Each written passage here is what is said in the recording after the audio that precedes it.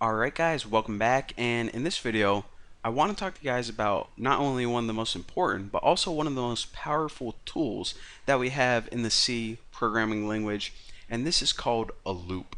Now it's actually incredibly important because what this does is it allows you to run a certain piece of code over and over and over again as many times as you want.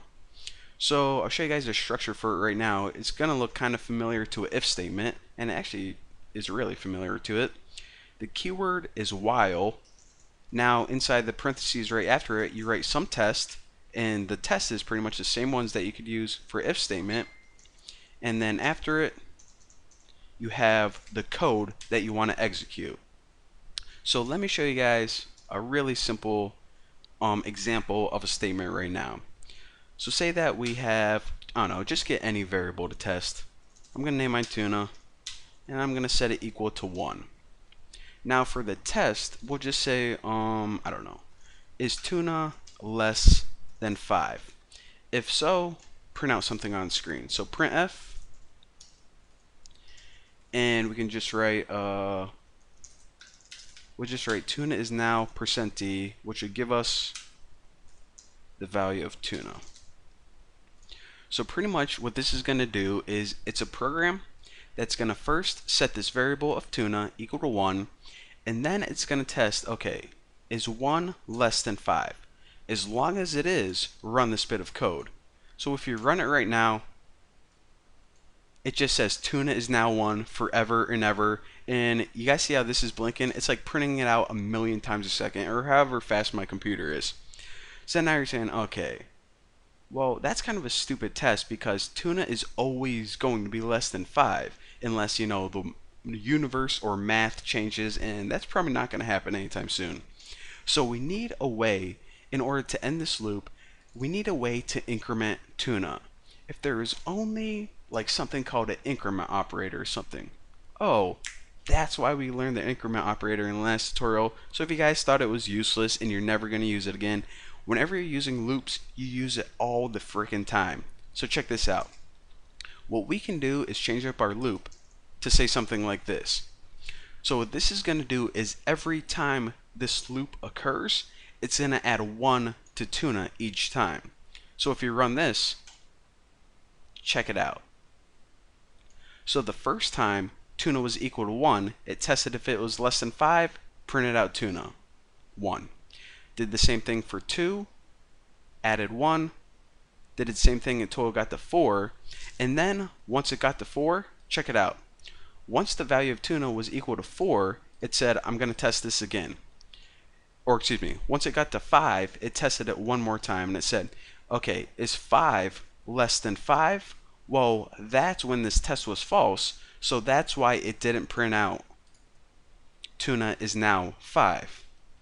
So again, what a loop does is it basically loops something over and over and over again until the test becomes false.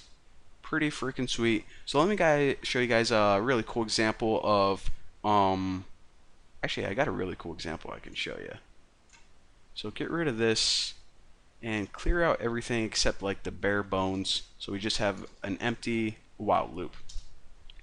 And this is actually something that you guys probably saw before. My math teacher taught it to me when I was in like, I don't know, 6th grade maybe. He's like, all right, would you rather have $1 million right now, or I can take a penny and double it every single day for a month, and then you can have however much money that is at the end? And everyone was like, I'll take $1 million, $1 million. And so what he did is he actually figured it out, and I will show you guys how to do that. So put int day, and right now we'll just set it equal to 1, even though we're going to be running it for 31 days.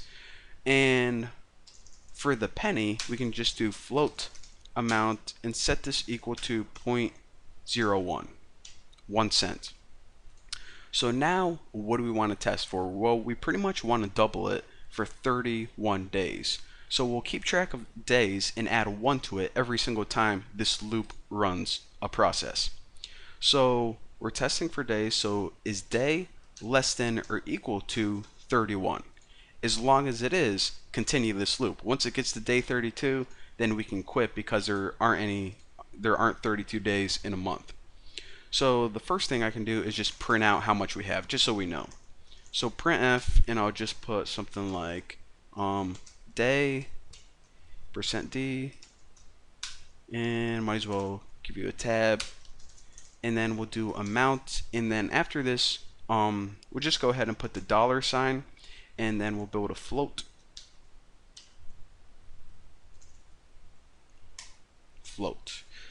And new line, actually you want to do 0.2 new line, and of course the two pieces of info we need for this are day and amount. So this is pretty much going to tell you on your first day you had 1 penny, tomato, keep track of all of that for us.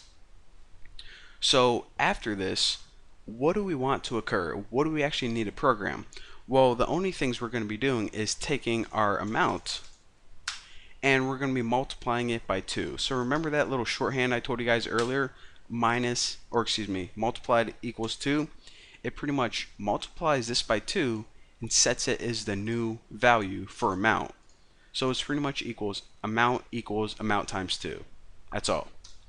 Now after this, we need to add 1 today, because remember, if we don't, then this program is just going to keep running forever, which isn't that bad because we keep making money, but you know, it needs to stop eventually. So I think we are good to go. Let's run it and see what happens. And gotta close out this. Alright, check it out. So on day 1, move this over so you guys can see the code. So on day 1, you had 1 penny. It pretty much said, okay, of course the day's 1 right now, which is less than or equal to 31. That is why I print that out. And then it goes ahead and it times your penny by 2 and also adds adds a value of 1 to day, so day is now equal to 2. So then it tests the day. Is it less than or equal to 31? Yes, it is. Print that stuff out. And it did it all the way, and your penny kept doubling. 1, 2, 4, 8, 16, all the way until you got to day 31. And check this out. Holy crap. Okay, I can't even read this. Okay, so we have $10,737,418. So whoever decided to double the penny was a lot smarter than whoever just took the $1 million on day 1. Even though, you know what, I'd probably be happy with both. So that is what we did, and that is an example of an awesome way to use a loop. So if we didn't know how to use loops, then we would have to type this code pretty much 31 times, and it would be a pain. Our program would be like, I don't know, like 900 lines long. So now we could just do it in, what is this, 5 lines of code. Pretty freaking awesome. So again, that is what a loop is, and that's why, one of the reasons why computers are incredibly powerful. So anyways, for now, hopefully you guys understood the concept. In the next tutorial, I want to talk to you guys about another kind of loop, which is pretty stinking awesome too. So thank you guys for watching. Don't forget to subscribe, and I'll see you next time.